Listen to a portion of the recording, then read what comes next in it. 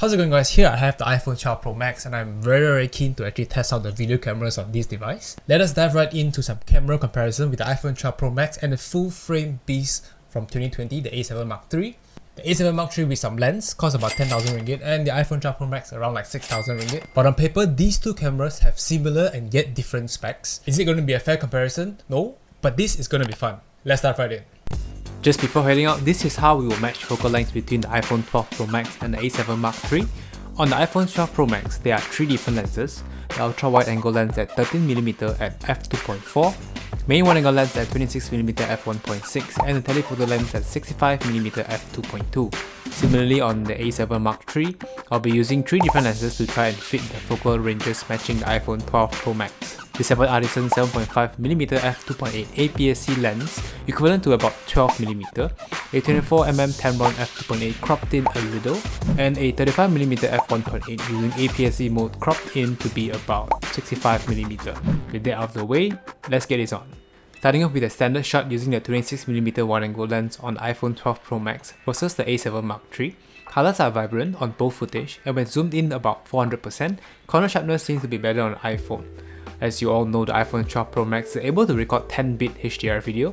When playing back on a non-HDR display, it just looks a little overexposed. Not really sure why, since this is recorded in 10-bit and I have enough room to manipulate some colors, so I attempted to color grade it a bit to somewhat pleasing looking. I also shot this in Asrock 2 on the A7 Mark III with a simple color correction LUT to try to achieve the same look.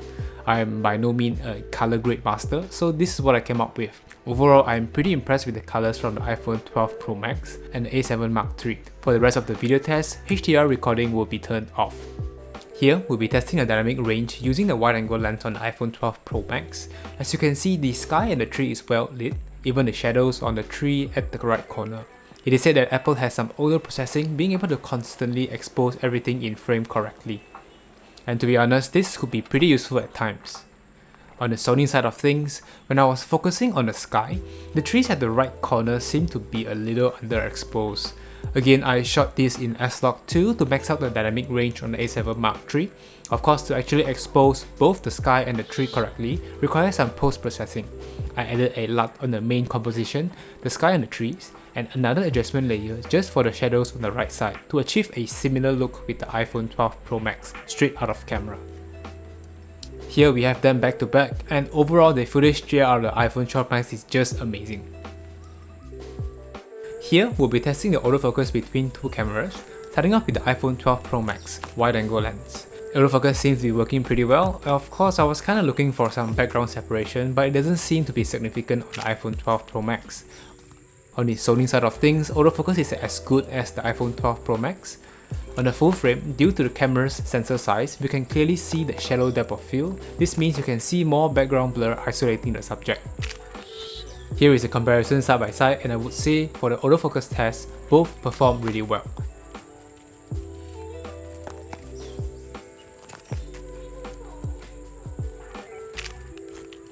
I also managed to capture some footage in low light condition, starting from the iPhone 12 Pro Max. Here you can see on the right side a little background blur, which is good enough if you ask me. And here is the footage coming from the A7 Mark III as expected, pretty significant separation on the A7 Mark III.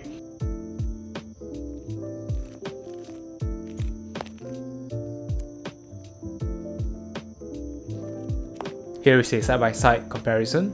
Overall, good autofocus result on the iPhone 12 Pro Max. Next, a quick lens flare test by shooting directly at the bright source. A very common problem where you can see the entire camera sensor of the iPhone 12 Pro Max, and not so much on the full-frame A7 Mark III. Of course, this solely depends on the number of elements in the lens, anti-reflective coating on the lens, and so on. On to some slow motion tests. Here on the iPhone 12 Pro Max, we are shooting in 120 frames in 1080p, which is the same on the A7 Mark III. But the iPhone 12 Pro Max is able to record up to 240 frames in 1080p, which is really impressive. Next is a stabilization test where I'm walking uphill with both cameras handheld.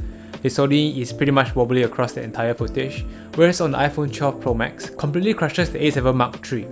Both cameras uses sensor shift stabilization, and here on the iPhone 12 Pro Max takes this test like a champ. Here is a side-by-side comparison, and we can clearly see the stabilization goodness from the iPhone 12 Pro Max. I guess it's probably due to the much smaller sensor size of the iPhone 12 Pro Max when compared to the A7 Mark III, as smaller sensors produces much more stable footage. Here we have another quick test where I'm just walking forward with both camera handheld, and again I'm very impressed with the stabilized footage coming straight from the iPhone 12 Pro Max. For this bit I used warp stabilization during post-processing to help smooth off the shakiness. See, an extra step using the A7 Mark III. Next is a 30mm ultra-wide angle lens on the iPhone 12 Pro Max in low light situation. The ultra-wide angle is just horrible, as you can see lots of artifacts right here. I also wanted to test the autofocus on both cameras, but I made a mistake because I am using a manual focus lens on the A7 Mark III. So let's just compare the overall video quality on both the cameras.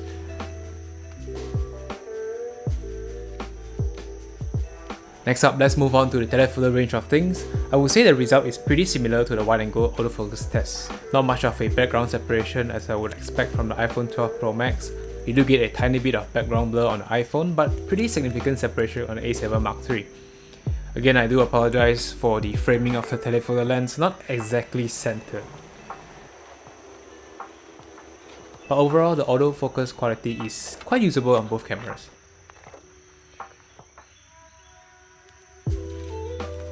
As you all know, the iPhone 12 Pro Max shoots at 4K 60 frames, which is absolutely insane when compared to the A7 Mark III only shooting at 4K 30 frames, almost double of what a capable full-frame camera shoots.